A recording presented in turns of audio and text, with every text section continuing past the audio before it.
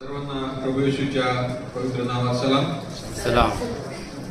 आज आपण एका विशेष प्रसंगासाठी या ठिकाणी जमलेलो आहोत आणि आत्ताच आपण काही वेळापूर्वी एक गोष्ट दिली आहे की प्रभू उठला आहे आणि बरोबर उठला आहे. आणि सुमारे 2025 वर्षापूर्वी ही झालेली घटना आहे आणि ह्या घटनेने संपूर्ण जगाचा इतिहास बदलून गेला. आज विशेष प्रसंग म्हणून किंवा विशेष दिवस म्हणून आपण हा साजरा करत असताना त्याचं जे काही रहस्य आहे, जे पवित्र शास्त्रामध्ये आम्हाला विशेष प्रकारे सांगितलेलं आहे, त्याकडं आम्ही आमचं लक्ष थोडा वेळ लावणार आहोत. आजच्या मननाकरता जो काही शास्त्र भाग निवडलेला आहे तो आहे योहान सुवर्तमान याचा 20वा अध्याय आणि वचन 1 ते 10. योहान सुवर्तमान याचा 20वा अध्याय वचन 1 ते 10 मी वाचतो, आपण ऐकूया. आठवड्याच्या पहिल्या दिवशीच अंधारातच मरिया मगदलिया कबरेजवळ आली आणि कबरेच्या तोंडावरून धोंड काढली आहे असे तिने पाहिले. तेव्हा शिमोन पेत्र व ज्याच्यावर येशूचे प्रेम होते तो दुसरा शिष्य यांच्याकडे धावत येऊन ती त्यांना म्हणाली, त्यांनी प्रभूला कबरेतून नेले आणि त्याला कोठे ठेवले हे आम्हास ठाऊक नाही. ह्यावरून पेत्र आणि तो दुसरा शिष्य बाहेर पडून कबरेकडे जावयास निघाले. तेव्हा ते दोघे बरोबर धावत गेले आणि दुसरा शिष्य पहिल्या शिष्य पेत्रापेक्षा लवकर धावत पुढे गेला आणि कबरेजवळ प्रथम पोहोचला. त्याने ओनावून आत डोकावले आणि त्याला तागाची वस्त्रे पडलेली दिसली, परंतु तो आत गेला नाही. मग शिमोन पेत्रही त्याच्या मागून येऊन पोहोचला आणि कबरेत शिरला आणि तागाची वस्त्रे पडलेली आणि जो रुमाल त्याच्या डोक्याला होता तो तागाच्या वस्त्राजवळ नव्हे तर वेगळा एकीकडे गुंडाळून पडलेला आहे असे त्याला दिसले. तेव्हा जो दुसरा शिष्य पहिल्याने कबरेजवळ आला होता तोही आत गेला आणि त्याने पाहून विश्वास ठेवला, कारण त्याने मेलेल्यातून पुन्हा उठावे हे अवश्य आहे हा शास्त्रलेख त्यांना तोपर्यंत समजला नव्हता. तेव्हा ते शिष्य आपल्या घरी परत गेले. परमेश्वर वाचलेली वचनं आपल्यासाठी आशीर्वादित करो. आणि यावेळेस आम्ही पुन्हा एकदा प्रभू येशूच्या पुनरुत्थानाचा जो हा प्रसंग आहे त्याकडे आम्ही थोडंसं लक्ष लावणार आहोत. आणि नक्की पुनरुत्थान म्हणजे काय किंवा पुनरुत्थानाचं जे महत्त्व पवित्र शास्त्रामध्ये आम्हाला सांगितलेलं आहे ते आम्ही आमच्यासाठी कसं लागू होतं ते थोडक्यात आपण पाहणार आहोत. जर आपण हे जे शुभवर्तमान पाहिले मत्ते, मार्क, लूक, योहान, ह्या प्रत्येकामध्ये प्रभू येशू ख्रिस्ताचं पुनरुत्थान हे सर्वांनी लिहिलेलं आपल्याला पाहायला मिळतं. काही काही चमत्कार असे आहेत की काही फक्त लुकामध्ये लिहिलेत, काही चमत्कार फक्त योहानामध्ये लिहिलेत, काही चमत्कार फक्त मत्तेयाने सांगितलेले आहेत. परंतु हे जी घटना आहे प्रभू येशूचं पुनरुत्थान ही आम्हाला असं आढळतं की ही सर्व शुभवर्तमानामध्ये नमूद केली गेलेली आहे, कारण ही अत्यंत आणि अत्यंत महत्वाची घटना आहे. जर आपण विचार केला की प्रभू येशू ख्रिस्त मरण पावला आणि त्याला कबरेमध्ये ठेवलं आणि त्याच्या पुढे काहीच झालं नाही, त्याच्या पुढे जर काहीच झालं नाही तर आम्ही जे आम्हाला स्वतःला आम्ही म्हणतो की आम्ही प्रभू येशूचे शिष्य आहोत, आम्ही ख्रिस्ती आहोत, तर आमचं हे सांगणं व्यर्थ आहे. कारण जर त्याचं पुनरुत्थान झालंच नाही तर आमच्या ख्रिस्तीत्वाला काही अर्थ उरणार नाही. म्हणून त्याचं जे पुनरुत्थान आहे ही जगाच्या इतिहासात त्याचबरोबर प्रत्येक मानवाच्या आयुष्यामध्ये एक महत्वाची आणि मोठी घटना आहे. आत्ता जो आपण शास्त्रभाग वाचला त्याच्याकडं आपण थोडा वेळ लक्ष देऊया. आणि इथं असं लिहिलेलं आहे की आठवड्याच्या पहिल्या दिवशी पहाटेसच अंधारात मरिया मगदलिया कुठे गेली? कबरेच्या जवळ गेली. आता योहान जो आहे हा प्रभू येशू ख्रिस्ताच्या अगदी जवळ असणारा असा शिष्य होता. आणि जर योहान सुवर्तमान आपण जर वाचलं, त्याचा जर बारकाईने अभ्यास केला तर प्रत्येक वेळेस योहान जी घटना झाली त्या घटनेची वेळ आणि काळ ही आपल्यासाठी नमूद करतो असं आपल्याला दिसून येतं. आणि कदाचित ह्याच्या मागे काही आध्यात्मिक अर्थ पण असू शकतो, परंतु त्याच्यामध्ये आणखी सुस्पष्टता यावी म्हणून तो प्रत्येक वेळेस काळ किंवा वेळ ही त्या ठिकाणी मेन्शन केलेली आहे. जसं आपण पाहतो की प्रभू येशू ख्रिस्त आणि निकोदेम यांची जी भेट झाली त्यामध्ये असं दिलेलं आहे की निकोदेम रात्रीच्या वेळेस प्रभू येशूला भेटायला गेला. जर आपण पाहिलं की जी शमरोनी स्त्री होती तिला याकोबाच्या विहिरीजवळ प्रभू येशू ख्रिस्त जेव्हा भेटला तर यवनाने असं लिहिलं की ती दुपारची वेळ होती आणि त्यावेळेस प्रभू येशू ख्रिस्त तिला भेटला. आणि यावेळेस आम्ही जर पाहतो की जी मरिया मगदली आहे ती रात्री संपून जेव्हा पहाट सुरू होती त्या अंधारामध्येच ती कबरेजवळ आलेली आहे. आता या ठिकाणी जर आपण आध्यात्मिक दृष्टीने विचार केला तर येशू ख्रिस्त ज्याच्याबरोबर त्याचे शिष्य, ज्याच्याबरोबर त्याचे अनेक अनुयायी हे फिरत होते, येशू ख्रिस्ताच्या मृत्यूनंतर त्यांच्या जीवनात काय झालेलं आहे? अंधार झालेला आहे. त्यांच्या पुढं काही आशा उरलेली नाही. परंतु एकच आशा जी आहे की प्रभू येशू ख्रिस्ताच्या कबरेकडे जाऊन त्याला पाहायची, आणि ती आशा पुढं कशामध्ये दिसणार आहे की काही वेळातच प्रकाश होणार आहे. अशा ह्या परिस्थितीमध्ये मरिया मगदलिया त्या कबरेकडे गेलेली आहे. जो प्रकाश संपूर्ण पृथ्वीला किंवा संपूर्ण सृष्टीला जो प्रकाशमय करणारा प्रकाश आहे, जो स्वतः प्रभू येशू ख्रिस्त आहे, त्याला पाहण्यासाठी रात्रीच्या अंधारात जेव्हा सूर्योदय झालेला नाही अशा वेळेस मरिया मगदलिया त्या कबरेकडे गेलेली आहे. आणि तिने पाहिलं की कबरेजवळची जेव्हा पोहोचली तेव्हा कबरेच्या तोंडावरून धोंड काढलेली आहे असे तिने पाहिलं. आता हा एक मुद्दा आपण लक्षात ठेवूया की कबरेच्या तोंडावरून धोंड काढलेली आहे असं तिनं पाहिलं. आणि त्यानंतर काय केलं तिने तेव्हा शिमोन पेत्र आणि ज्याच्यावर येशूचे प्रेम होते तो दुसरा शिष्य यांच्याकडे धावत येऊन मरिया मगदले कशी गेली? धावत गेली. का? कारण तिने जे पाहिलं ते अत्यंत आश्चर्यकारक होतं. तिने जे पाहिलं ते अत्यंत आश्चर्यकारक होतं आणि म्हणून ती कशी गेली? धावत गेली. या ठिकाणी आपण बघतो की बरेच वेळेस आपण म्हणतो की स्त्रिया ज्या असतात ते खूप नाजूक असतात आणि त्यांना काय जास्ती नाही का धावपळ करता येत नाही, किंवा जास्तीकडून त्यांच्याकडून जसं पुरुष माणूस काम करतात तसं त्यांच्याकडून होत नाही.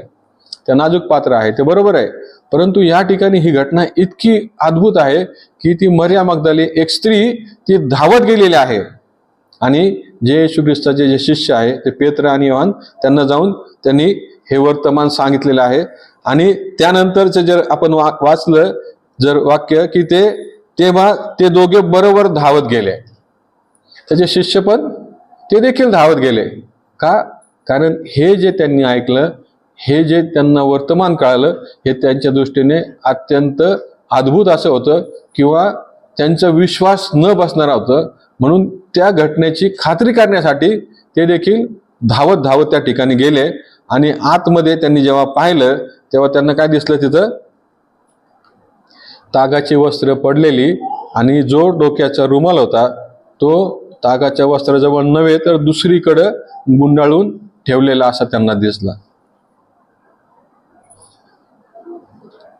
त्या ठिकाणी प्रभू येशूचं शरीर त्या ठिकाणी नव्हतं, तर तिथं फक्त तागाची वस्त्र होती आणि रुमाल हा दुसरीकडे ठेवलेला होता. आता आपण सर्वांनी लाजराची गोष्ट आपण ऐकलेली आहे.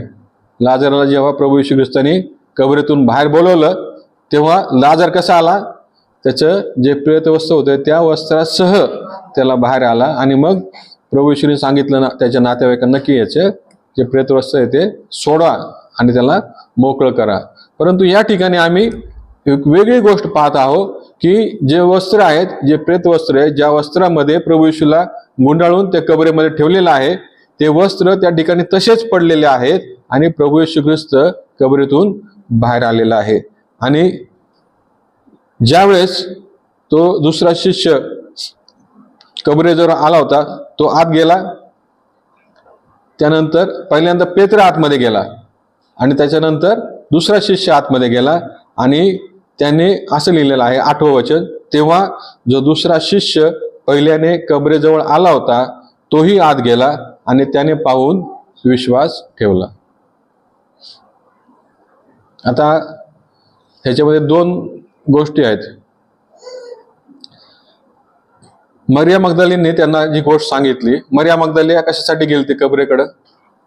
आपण वाचतो की जे शुभवर्तमान आहे मार्क मध्ये लिहिलेलं आहे, लूक मध्ये लिहिलेलं आहे की ते काय करत होते, प्रभू येशू ख्रिस्ताच्या शरीराला लावायसाठी सुगंधी द्रव्य घेऊन गेले होते.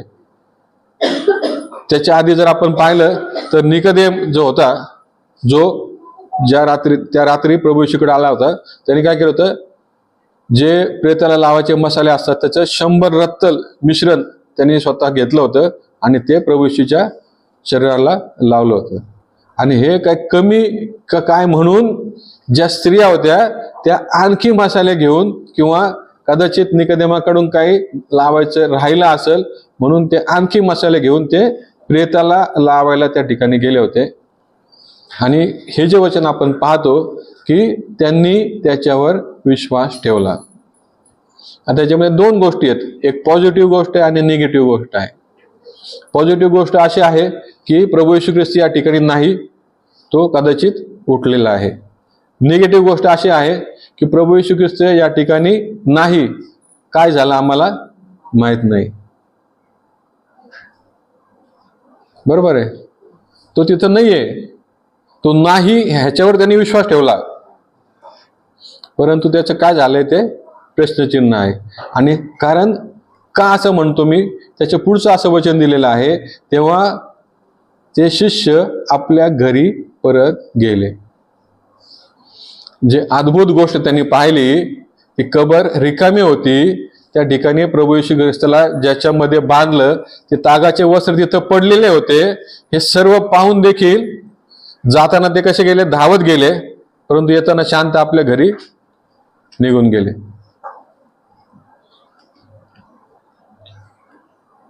जे 9वं वचन आहे त्याच्यामध्ये असं दिलेलं आहे, कारण त्याने मेलेल्यातून पुन्हा उठावे हे अवश्य आहे, हा शास्त्रलेख त्यांना तोपर्यंत समजला नव्हता.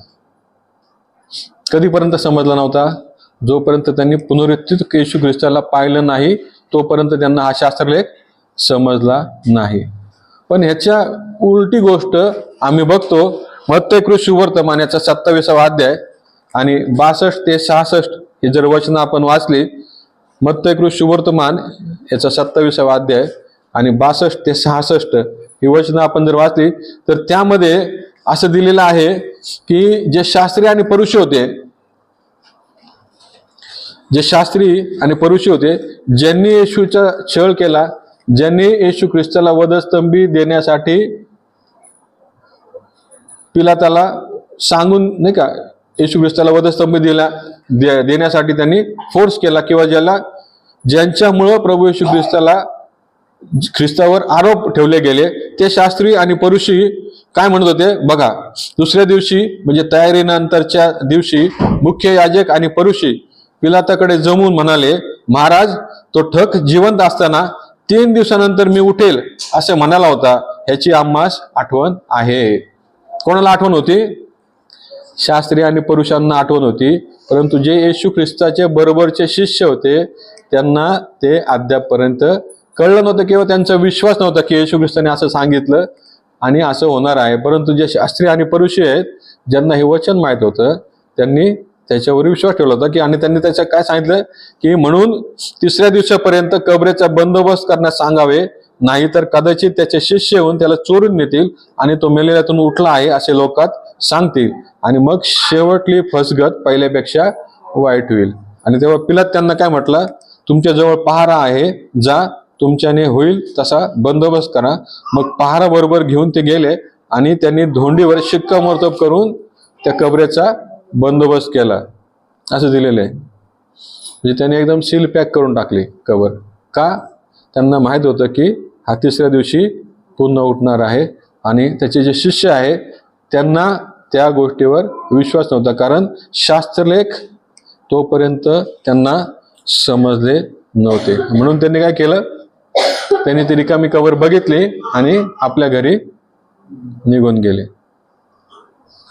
ही जरी घटना अशी आपल्याला दिसत असली, परंतु जेव्हा आम्ही पाहतो की त्या शिष्यांना पुनरुत्थित प्रभू येशू ख्रिस्त भेटला, त्यावेळेस ते जे शिष्य होते, जे प्रेषितांची कृत्य आणि 17वा अध्याय 6व्या वचनामध्ये असं सांगितलेलं आहे, प्रेषितांची कृत्य 17वा अध्याय आणि 6व्या वचनामध्ये आम्हाला असं वाचायला मिळतं की त्यांच्याविषयी काय साक्ष दिली गेली, ज्यांनी जगाची उलटापालट केली ते लोक इथं पण आलेले आहेत. ज्यांनी काय केलं, जगाची उलटापालट केली. जे शिष्य घाबरून एका खोलीत लपले होते, ज्या शिष्यांना प्रभू येशूची रिकामी कबर बघून काही झालं नाही, काय वाटलं ते आपल्या घरी निघून गेले, जेव्हा त्यांना पुनरुत्थित ख्रिस्त मिळाला, जेव्हा त्यांना पुनरुत्थित ख्रिस्त भेटला, त्याच्यानंतर त्यांचे साक्ष बदलून गेली, त्यांचं जीवन बदलून गेलं आणि त्यांच्याविषयी अशी साक्ष देण्यात आली की ज्यांनी जगाची उलटापालट केली. जग उलटपालट केलं कशामुळं? ज्यांनी देवाचं, प्रभू येशू ख्रिस्ताचं पुनरुत्थान संपूर्ण जगाला गाजवलं आणि जे इतिहासामध्ये जे अशक्य वाटत होतं ते प्रभू येशूने शक्य केलं.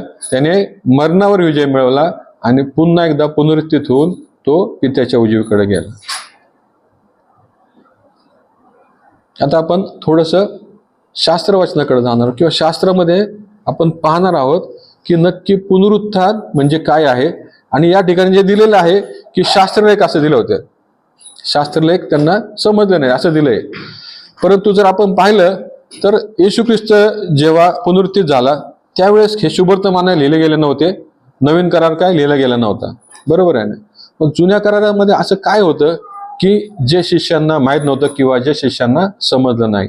जुन्या करारात अशा प्रकारचे शास्त्रलेख कुठे दिलेले आहेत का ते आपण पाहणार आहोत. आणि त्या अगोदर आपण एक सोपं व्याख्या पाहणार आहोत की पुनरुत्थान म्हणजे नक्की काय. आता पुनरुत्थानासाठी जो शब्द पवित्र शास्त्रामध्ये जो वापरलेला आहे तो ग्रीक शब्द आहे ॲनास्टासिस.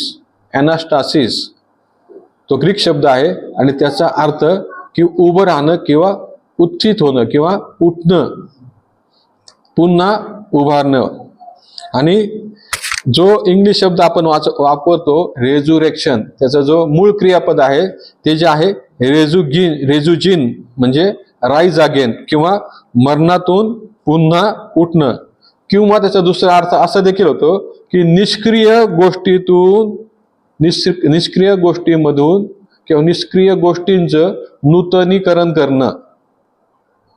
जी गोष्ट काहीच कामाची नाही, जी गोष्ट संपलेली आहे, जी एकदम थांबलेली आहे, त्याच्यातून पुन्हा त्याचं नूतनीकरण, त्याचं पुन्हा कार्य सुरू करणं, ह्याचा अर्थ होतो की पुनरुत्थान.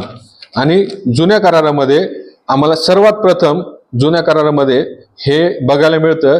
इयोबाचं पुस्तक याचा 19वा अध्याय आणि वचन 25 ते 27.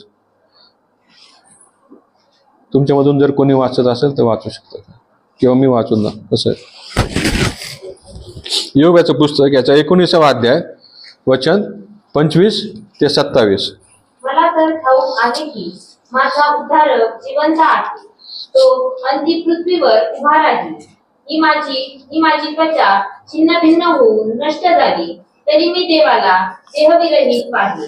त्याला मी स्वतः पाहणे, इतरांचे नव्हे तर माझेच नेत्र त्याला पाहतील. माझा अंतरात्मा झुरत आहे. या ठिकाणी योग काय म्हणतो की माझी त्वचा छिन्न भिन्न झाली, माझं काहीच जरी नाही राहिलं, मी अधोलोकात गेलो, संपलो मी सर्व, तरी पण जेव्हा प्रभू येईल तेव्हा माझेच नेत्र त्याला पाहतील. म्हणजे जे पुनरुत्थान होणार आहे त्याचं जे पूर्वचित्र आहे ते इयोबामध्ये आम्हाला पाहायला मिळतं. त्यानंतर यशया याचा 26वा अध्याय आणि वचन 14 ते 19. यशया याचा 26वा अध्याय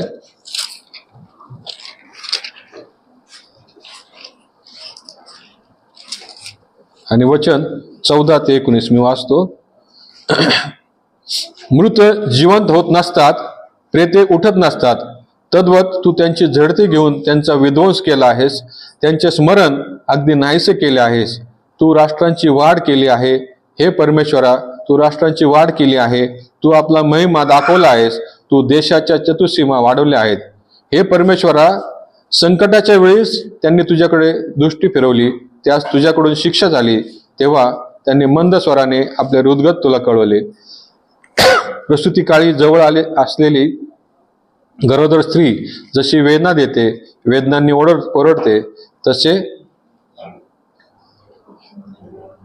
तसे हे परमेश्वरा, तुझ्या दृष्टीसमोर आम्ही झालो आहोत. आम्ही गरोदर होतो, आम्ही वेदना दिल्या, परंतु आम्ही जसे काही वारा प्रसवलो. आम्ही देशाचा काही उद्धार केला नाही. देशात वस्ती कराव्यास कोणी जन्म पावले नाही. तुझे मृत जिवंत होतील, माझ्या लोकांची प्रेते उठतील. मातीस मिळालेल्यानं जागृत व्हा, गजर करा, कारण तुझवरील दहीवर हे प्रभातीचे जीवनदायी दहीवर आहे. भूमी प्रेते बाहेर टाकेल. असा हा शास्त्रलेख यशयाने प्रभू येशू ख्रिस्तचा जन्म होण्यापूर्वी 700 वर्षापूर्वीच हे लिहून ठेवलेला शास्त्रलेख आहे. आणि या ठिकाणी स्पष्ट असं दिलेलं आहे की तुझे मृत जिवंत होतील आणि भूमी काय करेल, प्रेते बाहेर टाकेल. म्हणजे पुनरुत्थान होणार आहे याच्याविषयी वचन किंवा साक्ष आम्हाला या ग्रंथामधून पाहायला मिळते. त्याचप्रमाणे दानियल याचं पुस्तक, याचा 12वा अध्याय आणि 2रं वचन. दानियल याचं पुस्तक, याचा 12वा अध्याय आणि 2रं वचन. भूमीतील माती मिसळलेल्यांचा मोठा समुदाय उठेल, कित्येक सर्व काळचे जीवन मिळवण्यास आणि कित्येक अप्रतिष्ठा व सर्व काळचा धिक्कार मिळवण्यास उठतील. मोठा लोकसमुदाय उठेल असं दिलेलं आहे. आणि हे देखील दानिएलाला परमेश्वराने दाखवलेलं एक दृष्टांत आहे आणि त्याप्रमाणे त्यांनी ही भविष्यवाणी लिहून ठेवलेली आहे. त्यानंतर आम्ही पुन्हा एकदा जुन्या करारामध्ये पाहतो की प्रभू येशू ख्रिस्ताविषयी देखील अशा प्रकारच्या भविष्यवाणी केलेली होती. वाचूया आपण स्तोत्र 16 आणि 10वं वचन. स्तोत्र 16 आणि 10. कारण तू माझा जीव अधोलोकात राहू देणार नाही, तू आपल्या भक्तास पुजण्याचा अनुभव येऊ देणार नाहीस. तू आपल्या भक्तास कुजण्याचा अनुभव येऊ देणार नाहीस. म्हणजे काय होईल की त्याचं जे शरीर आहे ते उठणार आहे आणि त्याच्या कबरेमध्ये तो राहणार नाही. हे प्रभू येशू ख्रिस्ताविषयीची जी भविष्यवाणी आहे ते दाविदाने आणखी काही वर्षांपूर्वीच स्तोत्रामध्ये लिहून ठेवलेली आम्हाला आढळते. त्याचप्रमाणे होशे याचा 6वा अध्याय आणि 2रं वचन जर आम्ही पाहिलं, होशे जो संदेष्टा होता याचा 6वा अध्याय आणि 2रं वचन जर आम्ही पाहिलं,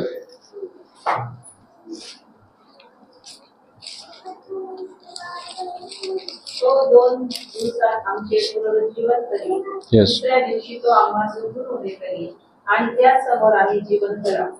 तो 2 दिवसात आमचे पुनरुज्जीवन करेल, तिसऱ्या दिवशी तो आम्हास उठून उभे करेल आणि आम्ही त्याच्यासमोर जिवंत राहू. अशा प्रकारचं वचन हे ऑलरेडी जुन्या करारामध्ये पुनरुत्थानाविषयीचे संदेश हे लिहून ठेवले होते. त्याचप्रमाणे प्रभू येशू ख्रिस्त जेव्हा या जगामध्ये होता, त्याच्या शिष्यांबरोबर तो जेव्हा वेगवेगळ्या ठिकाणी सुवार्तेसाठी फिरत होता, ज्याने जगामध्ये असताना त्याच्या शिष्यांना स्वर्गाचं राज्य कसं आहे हे सर्व गोष्टी शिकवल्या. त्या प्रभू येशू ख्रिस्ताने आपल्या शिष्यांना तो मरणातून तिसऱ्या दिवशी पुन्हा उठणार आहे हे देखील सांगितलं. त्या शिष्यांनाच नव्हे तर जगातील जे लोक होते, दुसरे शास्त्री आणि फरीसी होते, ते त्याच्याकडे चिन्ह मागत होते. तू मसीह आहेस तर तुझ्याकडे काय चिन्ह आहे, याच्यासाठी ते जे चिन्ह मागत होते. त्यावेळेस त्यांनी काय सांगितलं, मत्तई 12 आणि 40 ते 42 यामध्ये आम्हाला पाहायला मिळतं की त्यांना येशू ख्रिस्ताने सांगितलं की तुम्हाला योनाचं चिन्ह हे दिलेलं आहे. मत्तईचा 12वा अध्याय वचन 40 ते 42 वाचूया आपण. कारण जसा योना 3 दिवस व 3 रात्री माशाच्या पोटात होता, तसा मनुष्याचा पुत्र 3 दिवस व 3 रात्री पृथ्वीच्या पोटात आहे. निनवेचे लोक न्यायकाळी त्या पिढीबरोबर उभे राहून तिला दोषी ठरवले कारण त्यांनी योनाच्या उपदेशावरून पश्चाताप केला. आणि पहा, योनापेक्षा थोर असा एक येथे आहे. दक्षिणेकडची राणी अन्यायकाळी त्या पिढीबरोबर उठून तिला दोषी ठरली, कारण ती शल्मोनाचे ज्ञान ऐकावयास पृथ्वीच्या सीमेपासून आहे. आणि पहा, शल्मोनापेक्षा थोर असा एक येथे आहे. या ठिकाणी प्रभू येशू ख्रिस्ताने जगाच्या लोकांना किंवा जे शास्त्रीय पुरुष होते त्यांना सांगितलं की तुम्हाला जर चिन्ह पाहिजे असेल तर ते योनाचं चिन्ह, की तो 3 दिवस पर्यंत माशाच्या पोटामध्ये राहिला आणि त्यानंतर पुन्हा एकदा तो निनवेला गेला आणि तिथं त्याने देवाचं सुवार्थ सांगितली, देवाचं वचन सांगितलं. त्यानंतर स्वतःच्या बाबतीत देखील प्रभू येशू ख्रिस्त त्याच्या शिष्यांना सांगतो आणि त्यांनी जवळजवळ 3 वेळेस त्याच्या शिष्यांना सांगितलं. आपण पाहूया मत्ती याचा 20वा अध्याय आणि 19व वचन. मी वाचतो, आपण ऐकूया. आणि थट्टा करावयास, फटके मारावयास आणि वधस्तंभावर खिळावयास त्याला परराष्ट्राच्या स्वाधीन करतील आणि 3ऱ्या दिवशी तो पुन्हा उठवला जाईल. मत्ती याचा 27वा अध्याय आणि 63व वचन. आपण आताच ऐकलं की ते जे शास्त्री आणि परुष होते ते त्यांना पिलाताला म्हणत होते की हा ठग काय करताय. त्यांनी आधीच सांगून ठेवलं की 3ऱ्या दिवशी हा उठणार आहे. आणि जे वचन किंवा जे शास्त्रलेख आहे हे शास्त्रलेख येशू ख्रिस्ताने सांगून देखील त्याच्या शिष्यांना तोपर्यंत कळले नव्हते, असं आम्हाला या ठिकाणी दिसतं. जे पुनरुत्थान जे आता आपण पाहतो, ज्याची आपण व्याख्या पाहिली की एखादी गोष्ट मेलेल्यातून उठणं किंवा जे निर्जीव गोष्ट आहे त्याचं पुनरुज्जीवन होणं, आणि ह्याच्याविषयीचे शास्त्रलेख जे होते ते आम्हाला जुन्या करारामध्ये देखील पाहायला मिळतात आणि नवीन करारामध्ये देखील पाहायला मिळतात. एवढंच काय तर प्रभू येशू ख्रिस्ताविषयी जी भविष्यवाणी केली होती ते देखील आम्हाला जुन्या करारात देखील पाहायला मिळते. आणि प्रभू येशू ख्रिस्तानी स्वतः तो जिवंत असताना, तो जगामध्ये कार्य करत असताना त्याने त्याच्या शिष्यांना सांगितलं होतं आणि जगातील लोकांना देखील सांगितलं होतं. आता हे पुनरुत्थान आपण जे म्हणतो ते नक्की काय आहे? पुनरुत्थान किंवा जे आपण ज्याच्याविषयी आता विचार करत आहोत ते पुनरुत्थानाचे 2 प्रकार आम्हाला पवित्र शास्त्रामध्ये पाहायला मिळतात. तर पहिले जे पुनरुत्थान आहे ते आहे आध्यात्मिक पुनरुत्थान आणि दुसरं जे पुनरुत्थान आहे ते आहे शारीरिक पुनरुत्थान. 2 प्रकारचे पुनरुत्थान आहेत. पहिलं आहे ते आध्यात्मिक पुनरुत्थान आणि दुसरं आहे ते शारीरिक पुनरुत्थान. आध्यात्मिक पुनरुत्थान कसं होणार आमचं? आध्यात्मिकरित्या आम्ही मृत आहोत. आमचं पुनरुत्थान कसं होणार? जो कोणी त्याच्यावर विश्वास ठेवतो त्याला सार्वकालिक जीवन प्राप्त झाले. आम्हाला जर आध्यात्मिक पुनरुत्थान पाहिजे असेल तर आम्हाला सगळ्यात पहिलं महत्वाची गोष्ट काय आहे की आम्ही प्रभू येशू ख्रिस्तावर विश्वास ठेवणं गरजेचं आहे. इफिसकरास पत्र याचा 2रा अध्याय आणि 1 ते 6 या वचनामध्ये आम्हाला स्पष्टपणे ही गोष्ट पाहायला मिळते की आमचं आध्यात्मिक पुनरुत्थान हे कशा प्रकारे शास्त्राने आम्हाला शिकवलेलं आहे किंवा दाखवलेलं आहे. इफिसकरास पत्र याचा 2रा अध्याय वचन 1 ते 6. तुम्ही आपले अपराध आणि आपली पातके ह्यामुळे मृत झालेले होता. त्या पातकामध्ये तुम्ही पूर्वी चालत होता, अर्थात या जगाच्या राहाटीप्रमाणे अंतरिक्षातील राज्याचा अधिपती म्हणजे आज्ञा मोडणाऱ्या लोकात आता कार्य करणाऱ्या आत्म्याचा अधिपती ह्याच्या धोरणाप्रमाणे चालत होता. त्या लोकात आम्हीही सर्व पूर्वी आपल्या दैहिक वासनांना अनुरूप असे वागलो, आपल्या देहाच्या आणि मनाच्या इच्छा याप्रमाणे करीत होतो आणि स्वभावतः इतरांप्रमाणे क्रोधाची प्रजा होतो. तरी देव दयासंपन्न आहे म्हणून आपण आपल्या अपराधामुळे मृत झालेले असतानाही त्याने आपल्यावरील स्वतःच्या अपरंपार प्रेमामुळे ख्रिस्ताबरोबर आपल्याला जिवंत केले. आणि त्याच्या पुढे पाऊल असं म्हणतो की कृपेनेच तुमचे तारण झालेले आहे आणि ख्रिस्त येशूच्या ठाई त्याच्याच बरोबर उठवले आणि त्याच्याच बरोबर आम्हाला स्वर्गात बसवले. हे काय झालं? आमचं आध्यात्मिक पुनरुत्थान. आम्ही आमच्या पातकामुळे आम्ही मृत झालेलो होतो. कसं काय आम्ही आमच्या पातकामुळे मृत होतो? पापाचं वेतन काय आहे? मरण आहे. जेव्हा आदामाने जगामध्ये पहिल्यांदा पाप केलं तर आदामाद्वारे हवेद्वारे जगामध्ये पाप आलं आणि आम्ही देवाचे मानव जो आहे तो देवाच्या समक्षतेपासून दूर गेला. म्हणजे जेव्हा आम्ही व्याख्या बघतो की मरण म्हणजे काय, जसं आम्ही पुनरुत्थानाची व्याख्या बघितली तर मरण याची व्याख्या काय आहे? टू गेट अपार्ट, म्हणजे च्यापासून वेगळं होणं. म्हणजे आदाम आणि हवा ही जी देवाच्या समक्षतेमध्ये होती, ज्यावेळेस त्यांच्याकडून पाप झालं, ज्यावेळेस त्यांच्याकडून देवाची आज्ञा उल्लंघनली गेली, त्यावेळेस काय केलं? ते देवाच्या समक्षतेपासून वेगळे झाले. म्हणजे त्याला देवाने सांगितलं होतं की तू ह्या झाडाचं फळ खाऊ नकोस, खाशील तर तू खास मरशील. खास मरशील म्हणजे काय झालं? त्यांनी फळ खाल्लं लगेच आदाम मेला का? नाही, परंतु त्याला देवाच्या एदेन बागेतून त्याला बाहेर घालवलं, देवाच्या समक्षतेमधून तो बाहेर गेला. मग अशा रीतीनं आमचं आध्यात्मिक मरण त्यावेळेस आलं. आणि जे आम्ही मानव आहोत, जे आम्ही त्यावेळेस आदामामध्ये बीजरूपाने होतो, त्या आम्हाला देखील त्यामुळं आमच्यावर मरण आलं. आणि आम्ही जेव्हा जन्मतो तेव्हा आम्ही आध्यात्मिक रीतीने मेलेलेच असतो. आणि ज्यावेळेस आम्ही प्रभू येशू ख्रिस्ताला स्वीकारतो आणि त्याच्यावर विश्वास ठेवतो, तेव्हा आम्हाला आध्यात्मिक पुनरुत्थान आमचं होतं. जसं आम्ही आता पाहिलं की आपल्या अपराधामुळे मृत झालेले असताना त्याने आपल्यावरील स्वतःच्या अपरंपार प्रेमामुळे ख्रिस्ताबरोबर आपल्याला जिवंत केले. ख्रिस्त येशूच्या ठायी त्याच्याच बरोबर उठवलं. जेव्हा आम्ही प्रभू येशूवर विश्वास ठेवतो तेव्हा आमचं आध्यात्मिक पुनरुत्थान होतं. आणि दुसरा जो प्रकार आम्ही बघणार आहोत पुनरुत्थानाचा, तो आहे शारीरिक पुनरुत्थान. आणि त्याच्याकडेच आम्ही थोडंसं आज लक्ष लावणार आहोत. कारण प्रभू येशू ख्रिस्ताचं शारीरिक पुनरुत्थान झालेलं आपण या दिवशी पाहतो. आता शारीरिक पुनरुत्थानामध्ये देखील 2 पुनरुत्थान शास्त्रामध्ये सांगितलेले आहेत.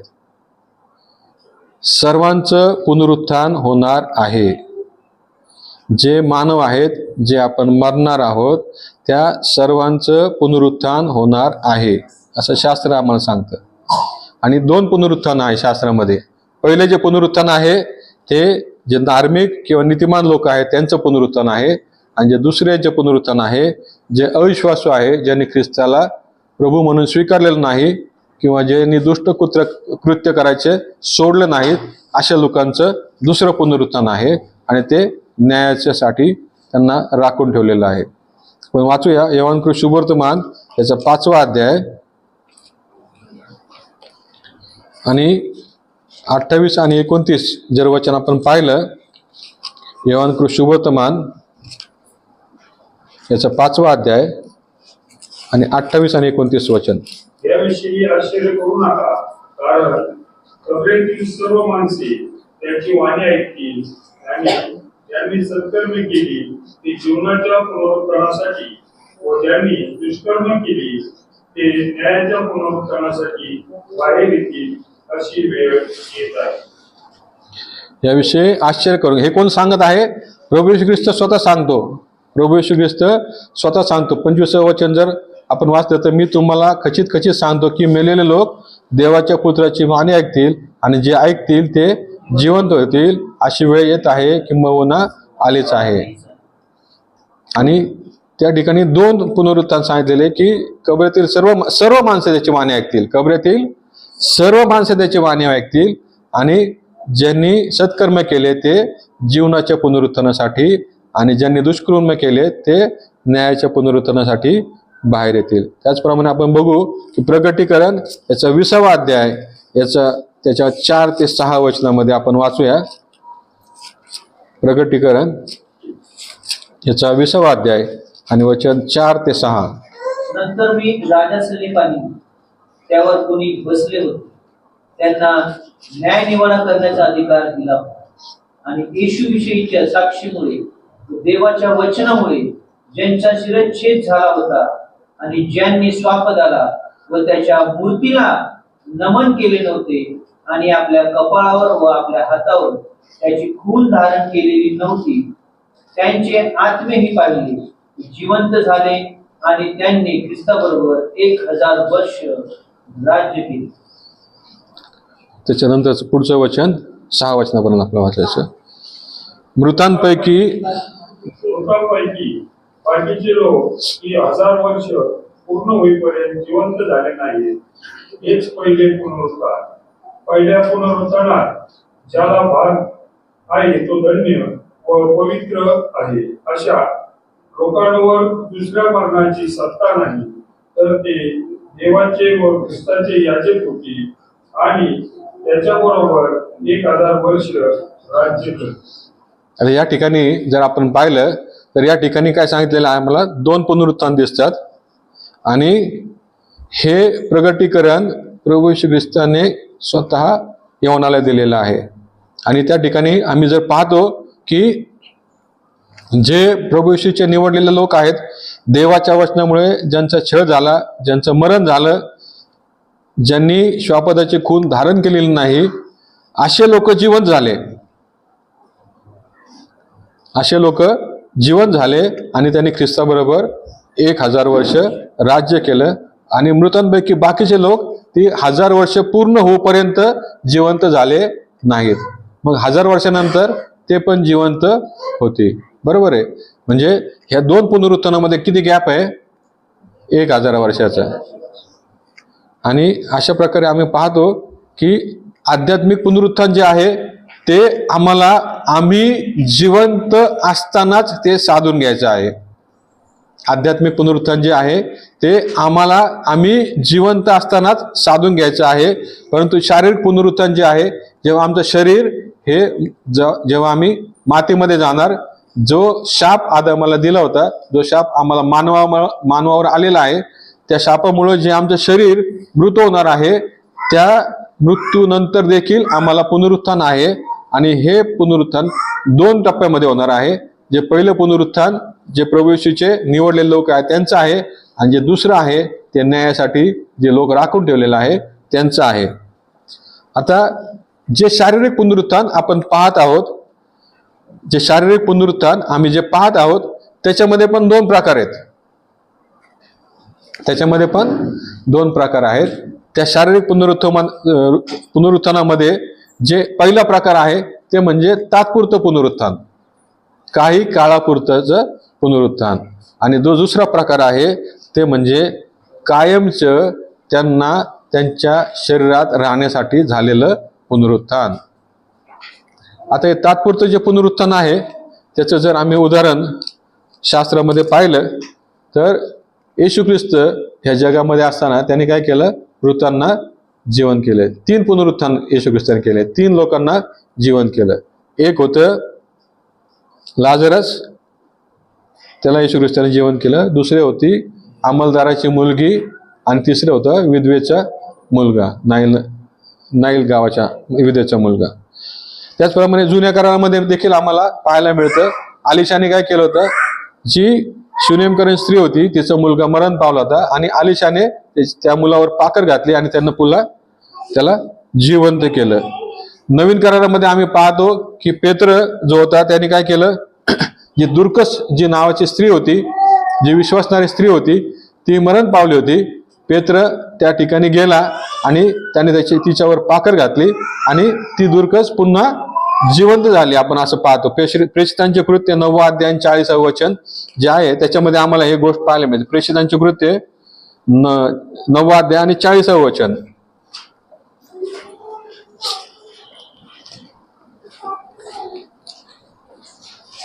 वाचूया. वर पेत्राने त्या सर्वांना बाहेर काढले आणि गुडघे टेकून प्रार्थना केली. मग पुढीकडे वळून म्हटले, तबीथे उठ. तेव्हा तिने डोळे उघडले व पेत्राला पाहून ती उठून बसली. कुडीकडे म्हणजे ती मृत शरीर होतं, त्याच्याकडे पाहून पेत्राने सांगितलं की उठ म्हणून, आणि तिने का उठून बसली. बरोबर आहे. म्हणजे जे मृत स्त्री होती दुर्कस नावाची, तिला पेत्राने जिवंत केलं. त्याचप्रमाणे आपण बघतो की पौलाने देखील त्याच्या माडीवरचा जो उपदेश चालू होता त्यावेळेस तो तरुण एका खिडकीत बसला होता, त्याला झोप लागली आणि तो खाली पडला आणि मरण पावला. त्यावेळेस पाऊल त्याने खाली गेला आणि त्याच्यावर पाकर घालून त्याला त्यांनी जिवंत केलं आणि त्याला जिवंत असं त्यांनी घरी नेलं असं दिलेलं आहे. प्रेषितांची कृत्याचं 20वा अध्याय आणि 10वा वचनामध्ये आम्हाला हे पाहायला मिळतं. प्रेषितांचे कृत्य याचं 20वा अध्याय आणि 10वं वचन. तेव्हा पाऊल खाली उतरला आणि त्याच्यावर पाखर घालून व त्याला कवटाळून म्हणाला, घाबरू नका, कारण हा अजून जिवंत आहे. त्याला कवटाळून त्याच्यावर पाखर घातली आणि त्याला जिवंत असं त्यांनी केलं आणि त्याच्यानंतर ते घरी गेले. परंतु जर आपण हे पाहिलं की शारीरिक जे पुनरुत्थान आहे, जे लोक यावेळेस जिवंत झाले ते कालांतराने पुन्हा मरण पावले. बरोबर. लाजरस परत उठला आणि परत मेला. विधवेचा मुलगा उठला आणि परत मेला. आता ते जी दुर्कस होती ती उठली आणि परत मेली. परंतु जे कायमचे शारीरिक पुनरुत्थान आहे, त्याच्यामध्ये असं दिलेलं आहे की ते जेव्हा उठले तेव्हा ते कायमचे त्यांच्या शरीरामध्ये राहण्यासाठी उठले. कायमचे, इमॉर्टल, म्हणजे याच्या पुढे ते कधीच मरणार नाहीत. आणि त्याचं सर्वात आणि महत्वाचं उदाहरण म्हणजे प्रभू येशू ख्रिस्त. प्रभू येशू ख्रिस्त हा सर्वात प्रथम कायमच्या शारीरिक पुनरुत्थानासाठी उठलेला मानव आहे. जरी तो देवाचा पुत्र होता तरी तो पूर्ण मानव म्हणून आमच्यामध्ये राहिला आणि मानव म्हणून वधस्तंभावर मृत्यू पावला, मानव म्हणून पुरला गेला आणि मानव म्हणून पुन्हा पुनरुत्थित झाला. कारण ती जी पुनरुत्थानाची आशा होती ती आम्हा मानवाला द्यावी म्हणून हे असं सर्व झालं. आणि म्हणून आपण त्याला काय म्हणतो की मृतामधून उठलेल्याच प्रथम फळ. करिंथकरास पहिले पत्र याचा 15वा अध्याय आणि 3 आणि 4 या वचनामध्ये आम्हाला पाहायला मिळतं. करिंथकरास पहिले पत्र याचं 15वा अध्याय आणि 3 आणि 4 या वचनामध्ये आम्हाला हे पाहायला मिळतं. कारण मला जे सांगण्यात आले ते मी तुम्हाला सांगून टाकले. त्यापैकी मुख्य हे की शास्त्राप्रमाणे ख्रिस्त तुमच्या आमच्या पापाबद्दल मरण पावला, तो पुरला गेला, शास्त्राप्रमाणे तिसऱ्या दिवशी त्याला पुन्हा उठवण्यात आले. शास्त्राप्रमाणे तिसऱ्या दिवशी त्याला पुन्हा उठवण्यात आलं. आणि प्रभू येशू ख्रिस्ताने जगाला जे सांगितलं होतं की तुमच्यासाठी काय आहे, एक जे चिन्ह आहे, मी पुन्हा उठवलं जाणार आहे. ते कोणतं चिन्ह होतं? योनाचं चिन्ह तुम्हाला दिलेलं आहे. आणि योना जर आपण असं पाहिलं की जर आपण योनाची उपस्थितीची प्रार्थना जर आपण वाचली, योनाचा 2रा अध्याय आणि 1 ते 10 वचनामध्ये त्यांनी दिलेलं आहे. सगळ्यात महत्वाचे म्हणजे 5वं आणि 6वं वचन जर आपण ते वाचलं तर त्यामध्ये आम्हाला असं आढळून येतं की योना देखील हा मृत झालेला होता आणि त्या माशाने त्याला ओकलं, त्यावेळेस तो तिथं जिवंत झालेला असं आम्हाला म्हणजे वचनातून आम्हाला माहिती पडतं. असं त्यांनी स्पष्टपणे या ठिकाणी नमूद केलेलं नाही. परंतु हे जे चिन्ह आहे ते प्रभू येशू ख्रिस्त जगाला सांगत आहे की तुम्हाला जर चिन्ह पाहिजे असेल तर तुमच्यासाठी योनाचं चिन्ह आहे.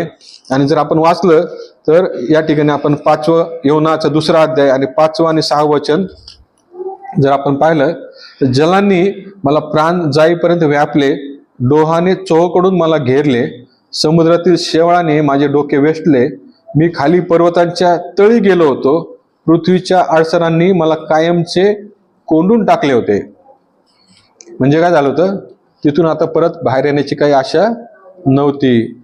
तरी परमेश्वरा माझ्या देवा, तू गर्तेतून माझा जीव उद्धरला आहे, असं योना म्हणतो. त्याची परमेश्वराला उपस्थितीची प्रार्थना करतो. आणि जरी आपण असं पाहिलं तर योना देखील नंतर कालांतराने मेला. बरोबर आहे ना? परंतु प्रभू येशू ख्रिस्त जे पुनरुत्थान जे आहे ते कसं आहे की कायमचं शारीरिक पुनरुत्थान आहे. प्रभू येशूचं पुनरुत्थान कायमचं शारीरिक पुनरुत्थान आहे. आणि त्याच्याबद्दल आणखी त्यानंतर देखील कायमचं शारीरिक पुनरुत्थान झालेलं आम्हाला पवित्र शास्त्रामध्ये पाहायला मिळतं. वाचूया आपण मत्तयाचा 27वा अध्याय आणि 53 वचन.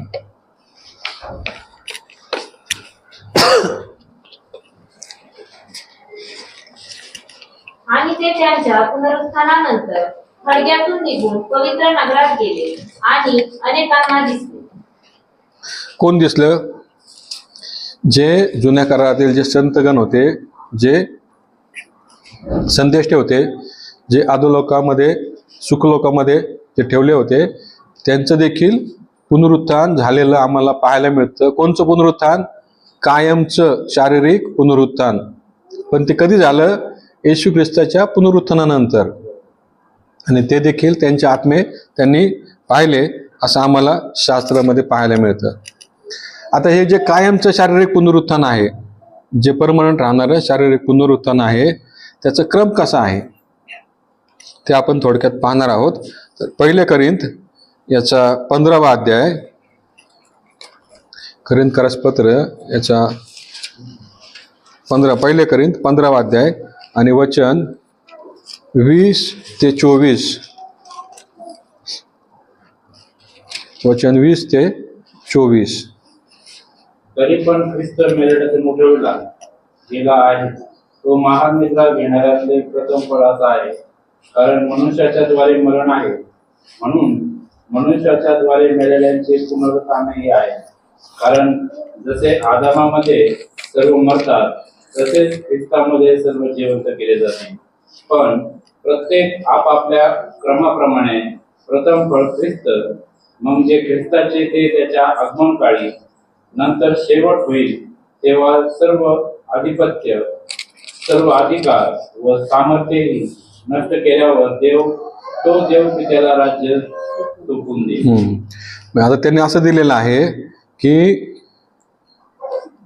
प्रत्येक आपापल्या क्रमाप्रमाणे, म्हणजे कायमचे शारीरिक पुनरुत्थान जे आहे त्याला पण क्रम ठरवून दिलेला आहे.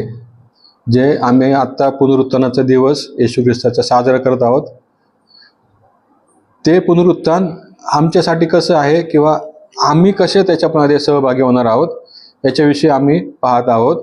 आणि या ठिकाणी दिलेलं आहे की त्याचा पण क्रम ठरवून दिलेला आहे. तर प्रत्येक आपापल्या क्रमाप्रमाणे प्रथम फळ कोण आहे? ख्रिस्त आहे. नंतर मग जे ख्रिस्ताचे ते त्याच्या आगमन काळी, म्हणजे प्रभू येशू ख्रिस्त जेव्हा येईल तेव्हा जे ख्रिस्ताचे आहेत ते लोक उठवले जाणार आहेत. आणि जे मगाशी आपण पाहिलं ते पहिलं पुनरुत्थान आहे. आणि त्याच्यानंतर मग इतर लोक, आणि ते इतर लोक जे आहे त्याला म्हटलेलं आहे सर्वसामान्य पुनरुत्थान. प्रगटीकरण 26वा अध्याय 11 ते 13 या वचनामध्ये आम्हाला ते पाहायला मिळतं. प्रगटीकरण या 26वा अध्याय वचन 11 ते 13. नंतर मी स्वर्ग उघडलेला पाहिला, तो पहा एक पांढरा घोडा आणि विश्वसनीय व सत्य असा म्हटलेला एक स्वार त्याच्यावर बसलेला मला दिसला. तो नीतीने न्यायनिवडा करीतो व लढतो. त्याचे डोळे अग्नीच्या ज्वालेसारखे आहेत व त्याच्या डोक्यावर पुष्कळ मुकुट आहे. त्याच्यावर एक नाव लिहिलेले आहे, ते त्याच्या वाचून कोणालाही कळत नाही. रक्तात बुचकळलेले वस्त्र त्याने अंगावर घेतले होते आणि देवाचे शब्द हे नाव त्याला देण्यात आले होते. स्वर्गातील सैन्य पांढऱ्या घोड्यावर बसून पांढरी व शुद्ध अशी तागाची तलम वस्त्रे अंगावर घालून त्याच्या मागे चालत होती. त्याने राष्ट्रास मारावे म्हणून त्याच्या तोंडातून तीक्ष्ण धारेची तरवार निघते. त्यावर लोखंडी दंडाने अधिकार गाजविल. 20वा अध्याय. नंतर मोठे पांढरे राजासन व त्यावर बसलेला एक जण माझ्या दृष्टीत पडला. त्याच्या तोंडातून पृथ्वी व आकाश ही पळाली, त्याकरिता ठिकाण उरले नाही. मग मृत झालेल्या लहान थोरांना मी राजासनापुढे उभे राहिलेले पाहिले. त्यावेळी पुस्तके उघडली गेली, तेव्हा दुसरे पुस्तक उघडले गेले, ते जीवनाचे होते. आणि त्या पुस्तकांमध्ये जे लिहिले होते त्यावरून मृतांचा न्याय ज्यांच्या त्यांच्या कृत्याप्रमाणे ठरवण्यात आला. तेव्हा समुद्राने आपल्यामधील मृत मनुष्यास बाहेर सोडले. मृत्यू व अधोलोक यांनी आपल्यातील मृतांस बाहेर सोडले आणि ज्यांच्या त्यांच्या कृत्याप्रमाणे प्रत्येकाचा न्याय ठरवण्यात आला. ज्याच्या त्याच्या कृत्याप्रमाणे त्यांचा न्याय ठरवण्यात आला. आणि मला वाटतं आपल्या सातपुते सरांनी घेतलेलं आहे सगळं न्यायाचं तुमचं, आणि हा सर्वसामान्य न्याय, बरोबर आहे ना, सगळ्यांचा होणारा न्याय आहे. आणि त्यावेळेस जे कोणी मृत झालेले आहेत, ज्यांनी ख्रिस्तावर विश्वास ठेवलेला नाही असे जे मृत राहिलेले आहेत त्यांचं देखील पुनरुत्थान होणार आहे आणि त्यांचं देखील न्याय होणार आहे. आणि त्यांचं देखील शरीर ते कायमच्या पुनरुत्थानासाठी उठवले जातील. कायमचं शरीर त्यांचं राहणार आहे, कायमचं शारीरिक पुनरुत्थान. परंतु त्याच्यामध्ये त्यांना असं दिलेलं आहे की त्यांना अग्नीच्या सरोवरात टाकण्यात येईल. ते ऍक्च्युली मरणार नाहीत, त्यांचं शरीर तसंच राहणार आहे, परंतु ते कुठे राहणार आहेत? अग्नीच्या सरोवरामध्ये. आणि असं दिलेलं आहे की हेच ते दुसरं मरण. म्हणजे आता दुसरं मरण जे येणार आहे, जे कोणी येशूवर विश्वास ठेवणार नाही त्यांच्यासाठी काय आहे? ते अग्नीचं सरोवर. त्यांना मातीच्या खाली जागा नाही, फक्त अग्नीच्या सरोवरामध्ये, बरोबर आहे. आणि हे जे कायमचं शारीरिक पुनरुत्थान जे आम्ही आता बघतो त्याचे दोन प्रकार आम्ही बघितले. एक कोणतं होतं? तात्पुरतं होतं, आणि एक कायमचे शारीरिक पुनरुत्थान, बरोबर आहे. आता जे कायमचं शारीरिक पुनरुत्थान आहे त्याचे पण दोन प्रकार आहेत. ते पहिलं पुनरुत्थान आणि दुसरं पुनरुत्थान. आता पहिल्या पुनरुत्थानामध्ये आम्ही जर बघितलं तर त्याचं प्रथम फळ कोण आहे? ख्रिस्त आहे. आणि त्याच्यानंतर जे जुन्या करारातले जे संदेष्टे किंवा संतगण होते ते उठवले गेले. आणि त्याच्यानंतर कोण? आता आपण क्रम पाहिला ना, जे ख्रिस्ताचे आहेत ते उठवले जातील, बरोबर आहे ना. आता हे जे शारीरिक पुनरुत्थान आहे हे कशा प्रकारे होणार? आम्ही जे पुनरुत्थान होणार जे म्हणतो ते कशा प्रकारे होणार? तर याच्यासाठी पौलाने आणि येशू ख्रिस्ताने देखील अत्यंत सुंदर रीतीने पवित्र शास्त्रामध्ये हे सर्व उदाहरणासहित आम्हाला दिलेलं आहे. वाचूया आपण 1 कोरिंथीयर याचा 15वा अध्याय आणि वचन 35 ते 49. आणि हे थोडंसं आपण हळूहळू वाचू, कारण कायमचे शारीरिक पुनरुत्थान हे कशा प्रकारे, म्हणजे त्याचे मेथड काय आहे, ते कशा प्रकारे होणार आहे याच्याविषयी सर्व माहिती आम्हाला या शास्त्र भागामध्ये दिली गेलेली आहे. 1 कोरिंथ याचा 15वा अध्याय वचन 35 ते 49. आता कोणी म्हणे मेलेले कसे उठवले जातात व ते कोणत्या प्रकारच्या शरीराने येतात? हे निर्बुद्ध मनुष्या, जे तू स्वतः पेरतोस ते मेले नाही तसे जिवंत केले जात नाही, आणि तू पेरतोस ते पुढे आकारित होणारे अंग पेरीत नाही, तर नुसता दाना तो गव्हाचा किंवा दुसऱ्या कशाचा असेल, पण देव त्याला आपल्या संकल्पाप्रमाणे अंग देतो. तो बीजातल्या प्रत्येकाला त्यांचे अंग देतो. सर्व देह सारखेच नाही, तर माणसाचा निराळा देह निराळा, पशूंचा देह निराळा, पक्ष्यांचा देह निराळा व माशांचा देह निराळा. तशी स्वर्गीय शरीरे व पार्थिव शरीरे आहेत. पण स्वर्गीयांचे तेज एक आणि पार्थिवांचे एक. सूर्याचे तेज निराळे, चंद्राचे तेज निराळे, ताऱ्यांचे तेज निराळे, कारण ताऱ्यांच्या तेजात भेद आहे. जसे मेलेल्यांचे पुनरुत्थान आहे, जे विनाशीपणात पेरले जाते ते अविनाशीपणात उठवले जाते. जे अपमानात पेरले जाते ते गौरवात उठवले जाते, आणि जे अशक्तपणात पेरले जाते ते सामर्थ्यात उठवले जाते. प्राणमय शरीर असे पेरले जाते, आध्यात्मिक शरीर असे उठवले जाते. जर प्राणमय शरीर असेल तर आध्यात्मिक शरीरही आहे. याप्रमाणे असा शास्त्रलेख आहे की पहिला मनुष्य आदाम जिवंत प्राणी असला, शेवटचा आदाम जिवंत करणारा आत्मा असा झाला. तथापि जे आध्यात्मिक ते प्रथम नाही, प्राणमय ते प्रथम, मग जे आध्यात्मिक ते. पहिला मनुष्य भूमीतून म्हणजे मातीचा आहे, दुसरा मनुष्य स्वर्गातून आहे. तो जसा मातीचा होता तसे जे मातीचे तेही आहे, आणि तो स्वर्गातला जसा आहे तसे जे स्वर्गातले तेही आहे. आणि जो मातीचा त्याचे प्रतिरूप जसे आपण धारण केले तसे जो स्वर्गातला त्याचेही प्रतिरूप धारण करू. आता या ठिकाणी आपण बघतो की पुनरुत्थान कशा प्रकारे होणार आहे त्याचे सगळे मेथड पौलाने आपल्याला या ठिकाणी समजून सांगितलेले आहे. की या ठिकाणी पाऊल असं म्हणतो की मेलेले कसे उठवले जातात, कोणत्या प्रकारच्या शरीराने ते येतात, हे जर आम्हाला माहिती करून घ्यायचं असेल त्यांनी एक अत्यंत छान उदाहरण आम्हाला दिलेलं आहे, गव्हाचा किंवा दुसऱ्या कशाचा दाना. बरोबर आहे. आणि ह्या उदाहरणावरून तो आम्हाला शारीरिक कायमचं पुनरुत्थान कशा प्रकारचं आहे ते आम्हाला समजून सांगत आहे. आणि या ठिकाणी आपल्याला मला वाटतं सगळेजण शेतकरी आहेत किंवा सगळ्यांना आपल्याला माहीत आहे किंवा निसर्गाचा क्रम आम्हाला माहित आहे. जर आम्ही गहू पेरला तर गहू येतं, ज्वारी पेरली तर ज्वारी येते. बरोबर आहे ना. आणि जे आम्ही पेरतो तेच उगवतं, परंतु त्या बीजामध्ये काय काय अंग आहेत हे जोपर्यंत ते बीज उगवून वरती येत नाही तोपर्यंत आम्हाला समजत नाही. आणि त्याचप्रमाणे जे आम्ही पुनरुत्थान होणार आहेत ते आमचं पुनरुत्थान अजून आम्हाला कळलेलं नाही. तर ते कसं आहे, एक बी सारखं आहे आता सध्या. बरोबर आहे. आणि त्याचं उदाहरण पाऊलाने आम्हाला दिलेलं आहे. प्रभू येशू ख्रिस्ताने देखील अशा प्रकारचं उदाहरण आम्हाला दिलेलं आढळतं. योहान याचा 12वा अध्याय आणि 24वा वचन. योहान याचा 12वा अध्याय आणि 24वा वचन.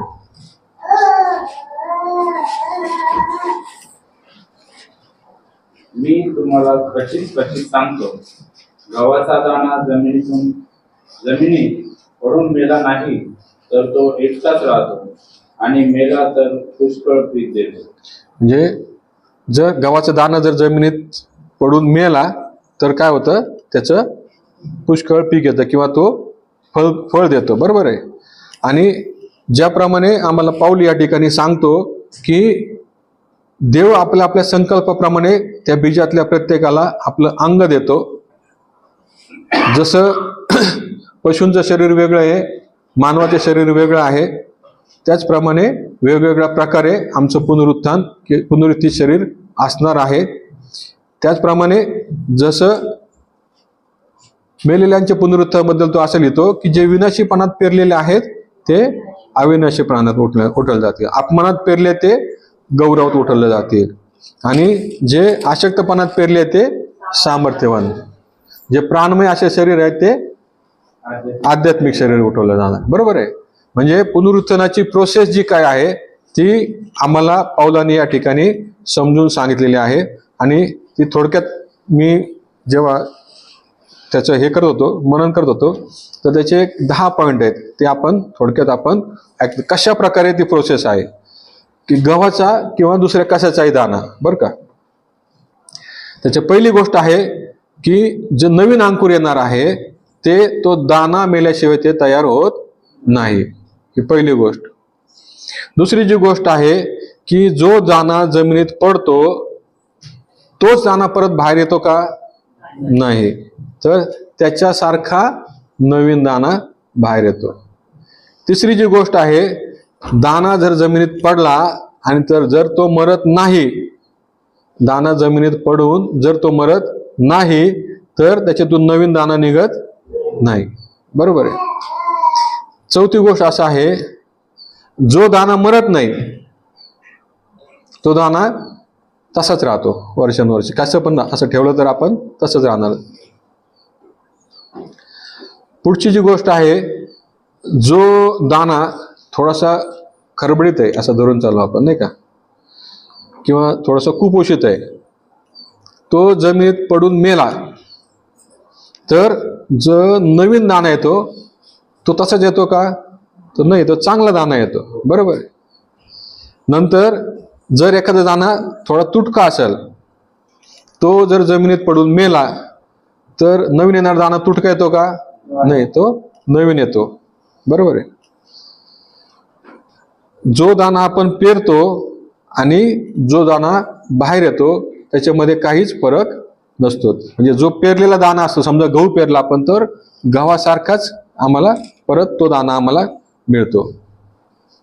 आणि सर्व प्रकारचे दाणे, कोणते पण दाणा आपण पेरला तर ते आपल्या आपल्या प्रकाराचं अंग तयार करतात. म्हणजे गव्हाचा दाणा गव्हाचं अंग तयार करेल, ज्वारीचा दाणा ज्वारीचं अंग तयार करेल, तांदूळचा दाणा तांदळाचं अंग तयार करेल. बरोबर आहे. जे दाणे आपण पेरतो तर ते दाणे आपल्या आपल्या प्रकारचं अंग तयार करतात. जर एखादा छोटा किंवा एखादा समजा आता खुरटलेला दाणा आहे, आपण असं धरून चालू, त्याला जर आपण व्यवस्थित खत पाणी घातलं, त्याला जर आपण पेरलं, त्याला खत पाणी घातलं, तर त्याच्यामधून चांगला दाणा तयार होतो, बरोबर आहे.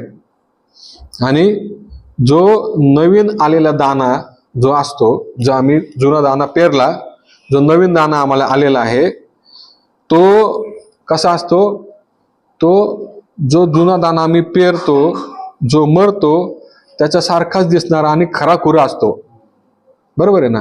म्हणजे तो जो दाणा मेला जमिनीत पडून आणि जो बाहेर आला, तर तो नुसता दिसतो का आपल्याला, तो ऍक्च्युली आपण हातात घेऊन पाहिलं तर तो खरा खुरा किंवा मूर्त स्वरूपामध्ये बाहेर येतो. म्हणून जेव्हा आम्ही मृत्यू पावतो आणि आमचं पुनरुत्थान होतं, तेव्हा आम्हाला पण ह्या दाण्याचे जे काही गुणधर्म आहेत ते सर्व लागू पडतात. म्हणून पाऊल आम्हाला असं सांगतो की जे विनाशीपणात पेरले ते अविनाशीपणात उठवले जाते, जे अपमानात पेरलेले ते गौरवात जाते, आणि जे प्राणमय शरीर अशक्तपणात पेरले जाते ते सामर्थ्यात उठवले जाते, बरोबर आहे. म्हणून आम्ही जेव्हा ख्रिस्त येशूमध्ये मरतो किंवा आम्ही विश्वास ठेवून मेलो, ह्या जगामध्ये कदाचित आम्ही अडचणीमध्ये असू, संकटामध्ये असू, आजारीपणामध्ये असू, क्लेशामध्ये असू, एखादं शारीरिक अंग आम्हाला नसलेलं असेल, काही म्हणजे जसं आपण म्हणतो स्पेशल अपंग आहे आम्ही समजा, पण जेव्हा आम्ही मरणार आणि परत उठणार, पुनरुत्थान होणार, आम्हाला काय मिळणार, पूर्ण अंग मिळणार आहे, बरोबर आहे. असा त्याचा अर्थ आहे, बरोबर आहे ना. म्हणून जेव्हा आमचं पुनरुत्थान होईल तेव्हा आम्ही जसं आम्ही आहोत तसंच आम्ही परत बाहेर येणार. म्हणून जेव्हा येशू ख्रिस्त पुनरुत्थित झाला, त्याची खून काय होती, तो शरीर होतं का त्याचं, येशू ख्रिस्ताचं त्या शरीर होतं का, कशावरून, हा, जर त्याने तुम्हाला सांगितलं की मी तोच आहे, तू जर पाहायचं असेल, तुला खात्री करायची असेल, तू जो बोट पुढं कर आणि माझ्या खुशीमध्ये घाल, जिथं मला खेळ ठोकले तो माझा हात आहे, त्याच्यामध्ये जखमाचे वण आहे ते तो बघ, आणि मी तोच आहे, जो मी मेलो होतो तो आता पुनरुत्थित झालेला आहे. आणि त्यावेळेस मग थोमाने त्याच्यावर विश्वास ठेवला आणि त्याला म्हटलं की हा माझा देव आणि माझा प्रभू आहे. अशाच प्रकारे आम्ही देखील उठवले जाणार आहोत, आमचं देखील पुनरुत्थान होणार आहे. पण आम्ही कोणत्या पुनरुत्थानामध्ये उठवलं जाणार, ते आज आमचा जो विश्वास आहे त्याच्यावर ते सर्व पुढचं अवलंबून आहे. तर माझी अशी इच्छा आहे की देवाजवळ प्रार्थना पण आहे की जेव्हा प्रभू येशू ख्रिस्त येईल तेव्हा आम्ही सर्वजण शक्यतो रॅप्चरमध्येच किंवा जे अंतराळामध्येच घेतले जावेत. तरी देखील देव ज्यांना या जगामध्ये ठेवल त्यांनी सर्वांनी पहिल्या पुनरुत्थानाचं भागीदार असलं पाहिजे. आणि जर आम्हाला पहिल्या पुनरुत्थानाचं भागीदार व्हायचं असेल तर त्याच्यासाठी आम्हाला काय करावं लागेल हे देखील आम्ही थोडक्यात पाहणार आहोत. जर आम्हाला प्रभू येशूच्या आगमन समयी आम्हाला जर त्याला सामोरं जायचं असेल तर आम्ही काय काय केलं पाहिजे. तर पहिली गोष्ट आहे की आम्ही ख्रिस्तामध्ये असावं. पहिली गोष्ट काय आहे, आम्ही ख्रिस्तामध्ये असावं. 2 कोरिंथ याचा 5वा अध्याय आणि 17 आणि 18 वचन आपण आताच वाचलं. 2 कोरिंथ याचा 5वा अध्याय 17 आणि 18. म्हणून जर कोणी ख्रिस्ताच्या ठायी असेल तर तो नवी उत्पत्ती आहे, जुने ते होऊन गेले, पहा ते आता नवे झाले आहे. ही सगळी देवाची करणी आहे. त्याने स्वतःबरोबर आपला समेट ख्रिस्ताच्या द्वारे केला आणि समेटाची सेवा आम्हाला दिलेली. आम्ही कसे आहेत ख्रिस्तामध्ये, जर आम्ही ख्रिस्तामध्ये आहोत तर आम्ही कसे आहेत, नवीन उत्पत्ती आहे, बरोबर आहे ना. म्हणजे जसं गव्हाचा दाणा जमिनीत पडला वरती आला तर नवीन उत्पत्ती जशी होती, तसं जर आम्ही ख्रिस्तामध्ये असलो तर पहिल्या पुनरुत्थानामध्ये आम्हाला तो वाटा मिळणार आहे. दुसरी जी गोष्ट आहे जर आम्हाला पहिल्या पुनरुत्थानामध्ये किंवा ख्रिस्ताला आम्हाला जर सामोरं जायचं असेल तर दुसरी गोष्ट महत्वाची आहे की आम्ही ख्रिस्ताचे असावे. आम्ही ख्रिस्ताचे असावे. पहिली गोष्ट काय आहे? आम्ही ख्रिस्तामध्ये असावे. दुसरी गोष्ट जी आहे आम्ही ख्रिस्ताचे असावे. पहिले करिंथ याचा 15वा अध्याय आणि 23वे वचन.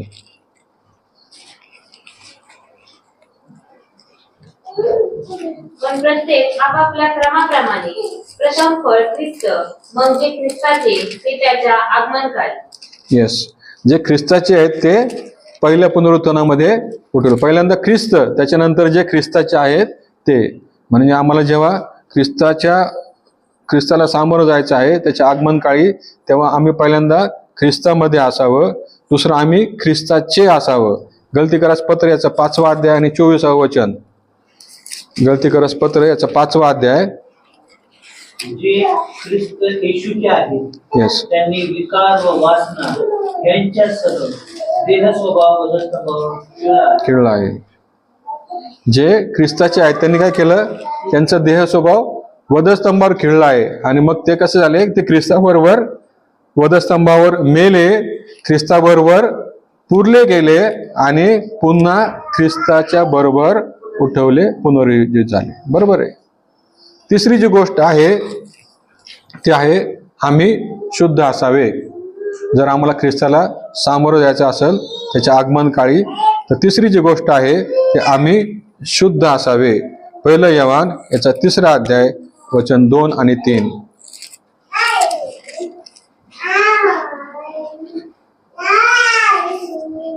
प्रियजन हो, आपण आता देवाची मुले आहोत आणि पुढे आपण काय होऊ हे अजून प्रकट झालेले नाही.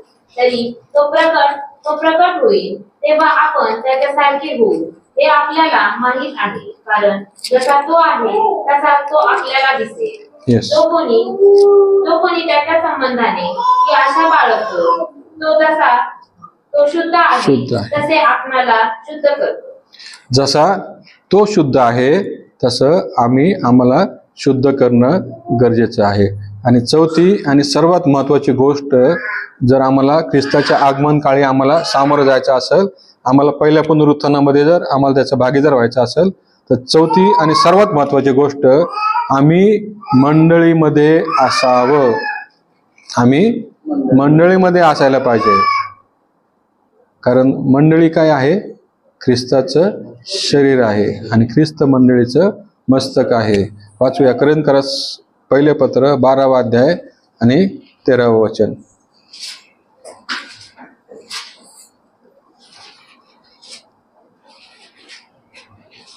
कारण आपण यहुदी असू किंवा हेलेनी असू, गुलाम असू किंवा स्वतंत्र असू, एक शरीर होण्यासाठी आपण सर्वांना एका आत्म्यात बाप्तिस्मा मिळाला आहे आणि आपण सर्व एकाच आत्म्याने संचलित झालो आहोत. आम्हाला कसं मिळालंय? आम्हाला एक शरीर होण्यास बोलवलं. आम्ही कोणी पण असलो तरी पण आम्हाला कसं बोलवलेलं आहे की आम्ही एक शरीर होण्यासाठी बोलवलंय. आणि म्हणजे आम्हाला मंडळी होण्यासाठी या जगामध्ये येशू ख्रिस्ताने बोलवलेलं आहे किंवा एकत्र केलेलं आहे. दुसरा जो शास्त्र भाग आहे इफिसकरास पत्र याचा 1ला अध्याय 20 ते 23 वचन. इफिसकरास पत्र याचा 1ला अध्याय 20 ते 23 हे वचन. त्याने तीच कृती ख्रिस्ताच्या ठायी दाखवून त्याला मेलेल्यातून उठवले आणि सर्व सत्ता, अधिकार, सामर्थ्य, धनीपणा, सापरत आणि भावी युगातील कोणतेही नाव त्या सर्वांहून त्याला उंच करून स्वर्गात आपल्या उजवीकडे बसवले. त्याने सर्व काही त्याच्या पायाखाली ठेवले आणि त्याने सर्वांवर मस्तक असे व्हावे म्हणून त्यास मंडळीला दिले. त्याचे शरीर जो सर्वांनी सर्व काही भरतो त्याने ते भरलेले आहे. जो सर्वांनी सर्व काही भरतो त्यांनी सर्व भरलेलं आहे. कारण तो मंडळीसाठी दिलेला आहे. तो मंडळीचं मस्तक आहे आणि आम्ही त्याचं शरीर आहोत. आणि जेव्हा आम्ही मंडळीमध्ये राहतो, ख्रिस्ताच्या शरीरामध्ये राहतो, तेव्हाच आम्ही ख्रिस्ताच्या पुनरुत्थानाचं भागीदार म्हणून ठरतो. तेव्हाच आम्ही ख्रिस्ताचं म्हणून ठरतो. जे आम्ही सर्वजण मरणार आहोत आणि आमचं देखील पुनरुत्थान होणार आहे. तर आम्हाला जर ख्रिस्ताला सामोरं जायचं आहे, आम्हाला जर पहिल्या पुनरुत्थानात वाटा पाहिजे आहे, तर आम्हाला 4 गोष्टी पाहिजे आहेत की आम्ही ख्रिस्तामध्ये असायला पाहिजे, आम्ही ख्रिस्ताचं असायला पाहिजे, आम्ही शुद्ध असायला पाहिजे आणि आम्ही मंडळीत असायला पाहिजे. आता आपण जे काय बघितलं पुनरुत्थान, बरोबर आहे, आपण येशू ख्रिस्ताचं पुनरुत्थान या ठिकाणी साजरं करत आहोत आणि आपण घोषणा देखील दिलेली आहे की प्रभू उठला आहे आणि खरोखर उठला आहे. बरोबर आहे ना, तो उठला आहे, आपल्या पुढे गेलेला आहे, तो मेलेल्यातलं प्रथम फळ आहे. आणि पुनरुत्थानाचे जे काही प्रकार बघितले आपण, ते कोणते कोणते प्रकार होते? 2 प्रकार बघितले आपण पुनरुत्थानाचे, एक आध्यात्मिक पुनरुत्थान आणि एक शारीरिक पुनरुत्थान. आता शारीरिक पुनरुत्थानाचे पण आपण 2 प्रकार बघितले, एक तात्पुरते शारीरिक पुनरुत्थान आणि एक कायमचं त्यांच्या शरीरात राहण्यासाठी केलेलं पुनरुत्थान. आणि जे कायमचे शारीरिक पुनरुत्थान आहे त्याचे देखील 2 प्रकार बघितले, ते पहिलं पुनरुत्थान आणि दुसरं पुनरुत्थान. पहिलं पुनरुत्थान कोणाचं होणार? जे ख्रिस्ताचे आहेत त्यांचं पहिलं पुनरुत्थान आहे. आणि त्याच्यानंतर 1000 वर्षानंतर दुसरं पुनरुत्थान आहे आणि ते सर्वसामान्य पुनरुत्थान आहे आणि ते न्यायासाठी उठवले जाणार आहेत. बरोबर आहे. आणि हे सर्व पुनरुत्थानाचा क्रम आम्ही लक्षात ठेवावा.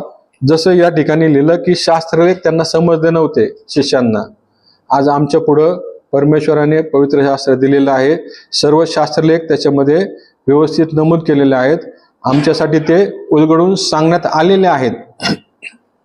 तर आम्ही या सर्व शास्त्रलेखावर विश्वास ठेवून आमचं जीवन प्रभूला समर्पित करणं गरजेचं आहे. तरच आम्हाला त्याच्या पुनरुत्थानामध्ये, पहिल्या पुनरुत्थानामध्ये वाटा मिळेल, तरच आम्ही त्याच्याबरोबर राहू. आता जो पुनरुत्थानाचा क्रम आपण बघितला की प्रथम फळ ख्रिस्त, त्यानंतर जे ख्रिस्तात आहेत, जे ख्रिस्ताचे आहेत ते त्याच्या आगमन काळी, आणि त्यानंतर जे राहिलेले आहेत त्यांचं न्यायासाठी पुनरुत्थान होणारच आहे. कशा प्रकारे पुनरुत्थान होणार आहे आपण बघितले त्याची मेथड. जर गव्हाचा दाणा जमिनीत पडून मेला तर तो नवीन येतो. आम्ही जर तसं मेलो, प्रभू येशूच्यावर विश्वास न ठेवता, आमचं देखील पुनरुत्थान होणार आहे, परंतु ते दुसऱ्या मरणासाठी. आणि जर आम्ही प्रभू येशूवर विश्वास ठेवून मेलो तर आमचं पुनरुत्थान होणार आहे, ते सार्वकालिक जीवनासाठी आहे. म्हणून आम्हाला प्रभू येशू ख्रिस्तावर विश्वास ठेवणं, त्याला आमचा प्रभू आणि पिता देव म्हणून स्वीकारणं हे अत्यंत गरजेचं आहे. आणि जे शिष्यांनी बघितलं, जे शिष्यांनी अनुभवलं, त्याच्यामुळे त्यांनी काय झालं, जगाची उलथापालथ केली. ते पुनरुत्थान त्यांनी स्वतः अनुभवलं. प्रभू येशू ख्रिस्त त्याच्यानंतर त्यांना दर्शन दिलं प्रभूजीने. बरोबर आहे ना, येशू ख्रिस्ताने पहिल्यांदा शिष्य ते माडीवरच्या खोलीत बसले होते, सगळं भीतीने काय करून बसले होते, दार लावून बसले होते. आणि प्रभू येशू ख्रिस्त त्या ठिकाणी आतमध्ये गेला, दार न उघडता. बरोबर आहे ना.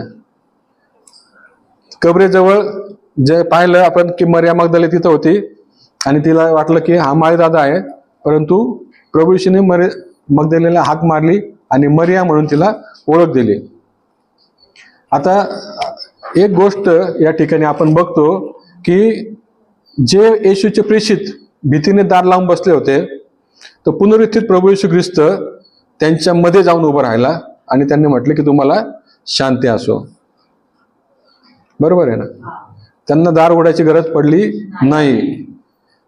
आता जो शास्त्र बघा आम्ही वाचला त्याच्यामध्ये असं दिलेलं होतं की कबरेवरची धोंड काढली होती आणि येशूचे शरीर तिथं नव्हतं. आता जर येशू ख्रिस्त पुनरुत्थित शरीराने कुठं पण जाऊ शकतो दार न उघडता, तर धोंड न काढता त्याला बाहेर येणं शक्य नव्हतं का? शक्य होतं. बरोबर आहे ना. जसं आम्ही पाहिलं की तागाची वस्त्र तसेच होते, म्हणजे ते वस्त्र तसंच पडून, म्हणजे जो जुना देह तसंच त्याचा जे वस्त्र होते बाह्य ते तसेच राहिले आणि येशू ख्रिस्त बाहेर आला. बरोबर आहे. मग धोंड का काढली?